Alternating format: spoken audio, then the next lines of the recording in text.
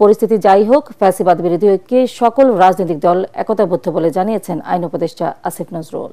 রাতে প্রধান উপদেষ্টা ডক্টর মোহাম্মদ ইউনূসের সঙ্গে বিএনপি সহ 4 রাজনৈতিক দলের জরুরি বৈঠক শেষে তিনি কথা বলেন। এর আগে মঙ্গলবার রাত 9টায় প্রধান উপদেষ্টার সাথে অনুষ্ঠিত বৈঠকে অংশ নেন 4টি রাজনৈতিক দলের নেতৃবৃন্দ। বৈঠকে অংশ নেন বিএনপির মহাসচিব মির্জা ফখরুল ইসলাম আলমগীর, স্থায়ী কমিটির সদস্য আমির খুসরু মাহমুদ চৌধুরী, বাংলাদেশ জামায়াতে ইসলামীর নায়েবে আমির আব্দুল্লাহ মোহাম্মদ তাহের ও সহকারী সেক্রেটারি জেনারেল হামিদুর রহমান আজাদ। এছাড়া জাতীয় নাগরিক পার্টি এনসিপির আহ্বায়ক নাহিদ ইসলাম ও সদস্য সচিব আক্তার হোসেন এবং ইসলামী আন্দোলন বাংলাদেশের প্রেসিডিয়াম মেম্বার অধ্যাপক আশরাফ আলী আকন ও যুগ্ম মহাসচিব গাজী আতাউর রহমান বৈঠকে অংশ নেন। বৈঠক শেষে তারা বলেন, মাইলস্টোনের ঘটনাকে কেন্দ্র করে ফ্যাসিবাদী শক্তি নানাভাবে সুযোগ নেওয়ার চেষ্টা করছে, তাই রাজনৈতিক দলগুলোর ঐক্য যেন অটুট থাকে তার আহ্বান জানান রাজনৈতিক দলের প্রতিনিধিরা। মাননীয় প্রধান উপদেষ্টার বক্তব্যের মূল এটা ছিল যে যাতে ফ্যাসিবাদ বিরোধী যে রাজনৈতিক শক্তিগুলো আছে এদের মধ্যে যাতে ঐক্য সংহতি যাতে অটুট থাকে এবং রাজনৈতিকভাবে যাতে আগামীতে ফ্যাসিবাদী শক্তি কোনো সুযোগ নিতে না পারে।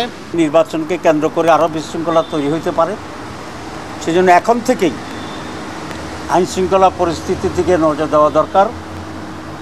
পুলিশ বাহিনী এবং আদার এনফোর্সিং অথরিটি এগুলোকে স্ট্রেংথেন করা দরকার, ইফেক্টিভ করা দরকার এবং নির্বাচনের বেশ আগেই যেন একটা স্থিতিশীল রাজনৈতিক পরিস্থিতি থাকে এবং লেভেল প্লেইং ফিল্ড তৈরি করে যে ব্যাপারে সর্বোত্তম উদ্যোগ নেয়, এটা আমরা ওনার দৃষ্টি আকর্ষণ করেছি। প্রত্যেকেই বলেছে ফ্যাসিবাদ বিরোধী ঐক্যের প্রশ্নে তাদের মধ্যে কোনো রকম মতভিন্নতা নাই, তাদের মধ্যে কোনো বিরোধ নাই। ফ্যাসিবাদ মোকাবেলার প্রশ্নে তাদের মধ্যে কোনো রকম কোনো মতভিন্নতা বিভেদ কিছুই নাই। কিন্তু তাদের মধ্যে কেউ কেউ বলেছেন, দেখেন রাজনৈতিক মাঠে আমরা রাজনৈতিক প্রক্রিয়ার অংশ হিসাবে আমরা একজন আরেকজনের বিরুদ্ধে মাঝে মাঝে কথা বলতে পারি, কিন্তু এটা না তারা আমাদের রাজনৈতিক প্রতিপক্ষ, তারা আমাদের রাজনৈতিক সহযোগী। রাজনৈতিক মাঠে এই ধরনের কিছু কিছু কথা বলা হবে, এটার থেকে আমাদের কোনোভাবেই ধারণা করা উচিত না যে ফ্যাসিবাদ বিরোধী ঐক্যে কোনো রকম ফাটল আছে।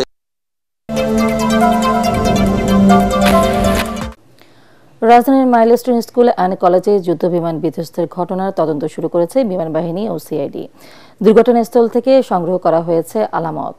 বিমান বিধ্বস্তে প্রাণহানির ঘটনার প্রতিবাদে দিনভর বিক্ষোভ করেছেন শিক্ষার্থী ও স্থানীয়রা। ঘনবসতিপূর্ণ শহরে বিমান প্রশিক্ষণের প্রতিবাদও জানিয়েছেন তারা। এ সময় দ্রুত মৃতের সঠিক সংখ্যা প্রকাশ, ক্ষতিপূরণ প্রদান এবং ঘটনার সঠিক তদন্ত সহ 6 দফার দাবি জানায় শিক্ষার্থীরা। এদিকে ঘটনাস্থল পরিদর্শনে আইন উপদেষ্টা ডক্টর আসিফ নজরুল ও শিক্ষা উপদেষ্টা অধ্যাপক CR আবরারকে 9 ঘণ্টা আসলে বিক্ষুব্ধ শিক্ষার্থীরা তাদের অবরুদ্ধ করে রাখে। ইমদাদুল্লাহ বাবু রিপোর্ট। যুদ্ধবিমান বিধ্বস্তের ঘটনায় এখনও ভারী মাইলস্টোন স্কুল অ্যান্ড কলেজ এলাকার পরিবেশ। ক্যাম্পাসে শিশু শিক্ষার্থীদের নেই কোলাহল, নেই হৈহুল্লোড়, আছে শুধুই আইনশৃঙ্খলা রক্ষাকারী বাহিনীর আনাগোনা আর উৎসুক জনতার ভিড়। শিক্ষার্থী, শিক্ষক আর অভিভাবকদের কাছে এ যেন এক অচেনা জায়গা। এর মধ্যেই ধ্বংসস্তূপ থেকে আলামত সংগ্রহ করে বিমান বাহিনী এবং সিআইডি। শিক্ষার্থীদের দাবি, শেষ মুহূর্তে বিমানের ফ্লাইট ইনফরমেশন যেন প্রকাশ করা হয় গোটা জাতির সামনে। ব্ল্যাক বক্স থাকে যেখানে প্রত্যেকটা রেকর্ডিং থাকে, ইনফরমেশন ওখানে থাকে, এটা একদম শেষ মুহূর্ত পর্যন্ত অ্যাক্টিভ থাকে। ওখান থেকে শনাক্ত করে আমাদের ইনফরমেশন এটা জানাতে হবে পুরো দেশবাসীকে। প্রত্যেকটা লাশ গলে মনে করেন যে একজনের চেহারা চেনা যায় না, কোনো পোশাক আশাক নেই, কিছু নেই, একদম বস্তা ভরে তারা এখান থেকে হেলিকপ্টার নিয়ে গেছে। এখন যেই মনে করেন যে নিউজগুলো আসতেছে যে 20 জন, 25 জন, 30 জন, 28 জন, একদম ফুরারে ফেক নিউজ। খারাপ লাগছে যখন তারা আমাদের আসল মৃত সংখ্যাগুলো প্রকাশ না করে তাদের তালিকা প্রকাশ করতেছিল না। আমরা চাই সুষ্ঠু তদন্ত এটা হোক। অনেকেই বলছেন কর্তৃপক্ষকেই নিতে হবে এই ঘটনার দায়। ঘনবসতিপূর্ণ শহরে কেন হবে প্রশিক্ষণ, এমন প্রশ্নও তাদের। এই পাবলিক প্লেসে কেন এই বিমানগুলো এখানে আসলো? চাই না যে ঢাকা শহরে এরকম ঘনবসতি এলাকায় এরকম বিমান প্রশিক্ষণ দেওয়া হোক। ঢাকার বাইরে এর প্রশিক্ষণ কোনো খোলামেলা জায়গায় করা হোক। আর্মি, নৌবাহিনী থেকে শুরু করে বিমান বাহিনী সবার আমরা একটা সংস্কার চাচ্ছি। ক্যাম্পাসে এমন পরিবেশের মধ্যেই ঘটনাস্থল পরিদর্শনে আসেন আইন উপদেষ্টা ডক্টর আসিফ নজরুল, শিক্ষা উপদেষ্টা সিয়ার আবরার এবং প্রধান উপদেষ্টার প্রেস উইংয়ের সদস্যরা। এ সময় নিহতদের সঠিক সংখ্যা ও তথ্য প্রকাশ, আহত নিহত পরিবারকে ক্ষতিপূরণ প্রদান এবং বিমান বাহিনীর ঝুঁকিপূর্ণ উড়োজাহাজ বাতিল সহ ৬ দফা দাবিতে তাদের অবরুদ্ধ করে রাখে শিক্ষার্থীরা।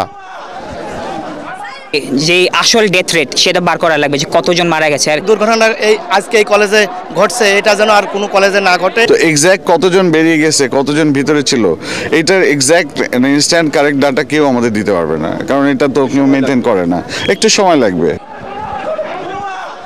এ সময় শিক্ষার্থীদের দাবি মেনে নেয়ার আশ্বাস দেন আইন উপদেষ্টা। আপনাদের সকল দাবি মেনে নিচ্ছি। আপনারা সবাই আমরা মিলে যারা এই মর্মান্তিক দুর্ঘটনায় প্রাণ হারিয়েছেন, আহত হয়েছেন, সবাই আমরা তাদের পাশে দাঁড়াই, সবাই তাদের জন্য দোয়া করি। তবে দ্রুত সব দাবি মানা না হলে সারা দেশব্যাপী কঠোর আন্দোলনের হুঁশিয়ারি দেয় শিক্ষার্থীরা। মাইলস্টোন স্কুল অ্যান্ড কলেজের এই দুর্ঘটনা কবলিত ভবনটির আশপাশে এখনও পোড়ালাশের গন্ধ। বন্ধু হারানোর বেদনায় কাতর সহপাঠীরা। তাদের দুঃখ এখন ক্ষোভে দানা বেঁধেছে। তারা বলছে, আর কত মানুষ মরলে টনক নড়বে সরকারের। ইমদাদুল্লাহ বাবু, ATN বাংলা, ঢাকা।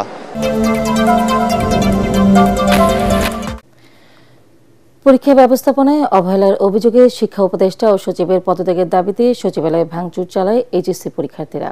পরে তাদেরকে ছত্রভঙ্গ করে আইনশৃঙ্খলা বাহিনী। এ সময় শিক্ষার্থীদের উপর লাঠিচার্জ, সাউন্ড গ্রেনেড ও টিয়ারশেল নিক্ষেপ করা হয়। এতে অর্ধশতাধিক শিক্ষার্থী আহত হন। আতঙ্ক ছড়িয়ে পড়ে সচিবালয়ে। হাসিবুল হাসান স্টালিনের ক্যামেরায় রিপোর্ট করছেন মাহবুব কবির চপল। রাত ৩টায় মঙ্গলবারের পরীক্ষা স্থগিতের প্রতিবাদে একদল শিক্ষার্থী দুপুরে সচিবালয়ের সামনে ভিড় করেন। পরে শত শত শিক্ষার্থী সেখানে জড়ো হয়ে গেট ভেঙে সচিবালয়ের ভেতরে প্রবেশ করে। এ সময় বেশ কয়েকটি সরকারি গাড়ি ভাঙচুর করে তারা। কিছুক্ষণ অপেক্ষার পর শিক্ষার্থীদের ছত্রভঙ্গ করতে চড়াও হয় আইনশৃঙ্খলা বাহিনী।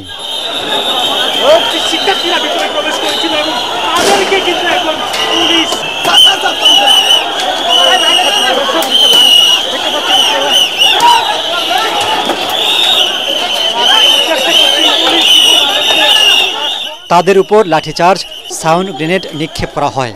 দিকবিদিক ছুটতে থাকে পরীক্ষার্থীরা।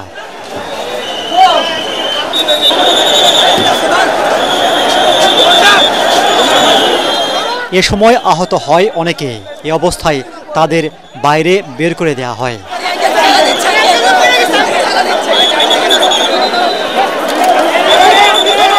বাইরে গিয়ে আবারও সচিবালয়ের সামনে অবস্থান নেয়ার চেষ্টা করে পরীক্ষার্থীরা। আবার সাউন্ড গ্রেনেড, টিয়ারশেল নিক্ষেপ করে তাদের সরিয়ে দেওয়া হয়।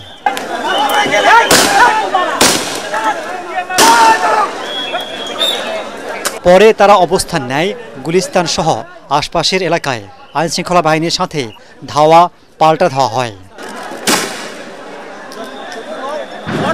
দেশের সর্বোচ্চ অফিস সচিবালয় বারবার এমন আক্রান্ত হচ্ছে, নিরাপত্তা চৌকি ভেদ করে ঢুকে পড়ছে শিক্ষার্থীরা। তবে মন্ত্রণালয়গুলো যদি যথাযথ ব্যবস্থা নিতেন তাহলে শিক্ষার্থীদের এখানে আসার প্রয়োজন হতো না বলে মনে করছেন অনেকেই। গাড়িগুলো ভাঙছে, পরবর্তী আমাদের এক এসআই সাহেবকে একেবারে অকাঙ্ক্ষিতভাবে আঘাত করছে। প্রশাসনের ভিতরে যথেষ্ট দুর্বলতা আছে, উপদেষ্টার ভিতরে দুর্বলতা আছে, আমাদের ভিতরে যারা আমলারা আছে, বড় বড় আমলারা আছে, এদের ভিতরেও দুর্বলতা আছে। এর আগে বেলা ১টার দিকে সচিবালয়ের মূল গেটের সামনে অবস্থান নেন এইচএসসির পরীক্ষার্থীরা। মাইলস্টোন কলেজে মর্মান্তিক ঘটনার পরও পরীক্ষা স্থগিতে শিক্ষা মন্ত্রণালয়ের দায়িত্বহীন আচরণের প্রতিবাদ জানান তারা। মাইলস্টোন কলেজের যে ভাইয়ের মা মারা গেছে, ও কি আমাদের সাথে পরীক্ষা দিতে বসতো? রাত ৩টার সময় জানাবো যে আমার স্টুডেন্টগুলো পরীক্ষা দিবে না। আমরা প্রথমেই চেয়েছিলাম যে আমাদের পরীক্ষাটা পিছানো হোক, কারণ আমরা সবাই জানি আমাদের ব্যাচটা আপনার এই জুলাই আন্দোলনে কতটা ভূমিকা রাখছে। আমরা ঠিকমতো সময় পাই নাই পড়ালেখা করার। আজকে রাষ্ট্রীয় শোক দিবস ঘোষণা করে আমাদেরকে এক্সাম দিতে বলে, এটা কি জোকারি চলতেছে এখানে? শিক্ষার্থীরা জানায় এইচএসসির বেশ কয়েকটি পরীক্ষায় প্রশ্নপত্রে ভুল ছিল, পদ্ধতি নিয়েও অসন্তোষ আছে তাদের। পরীক্ষায় অবহেলার অভিযোগে শিক্ষা উপদেষ্টা, সচিব সহ পরীক্ষা সংশ্লিষ্ট সবার পদত্যাগ দাবি করেন তারা। এইচএসসির মতো একটা গুরুত্বপূর্ণ পরীক্ষা, সেখানে প্রতিটা প্রশ্নে ভুল থাকতেছে।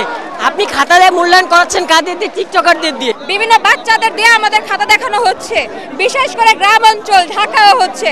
সুতরাং আমাদের ফেলের হারটা বিগত দিনের থেকে অনেক বেশি। জুলাই আন্দোলনে 15 বছরের একটা সরকার নামাইছি, ওনারে নামাইতে আমাদের 15 মিনিট লাগবে না। ওনারে বইলা দিয়ে পদত্যাগ করতে, যদি পদত্যাগ না করে স্টুডেন্ট এই জায়গায় রক্তের বন্যা বয়ে দিবে।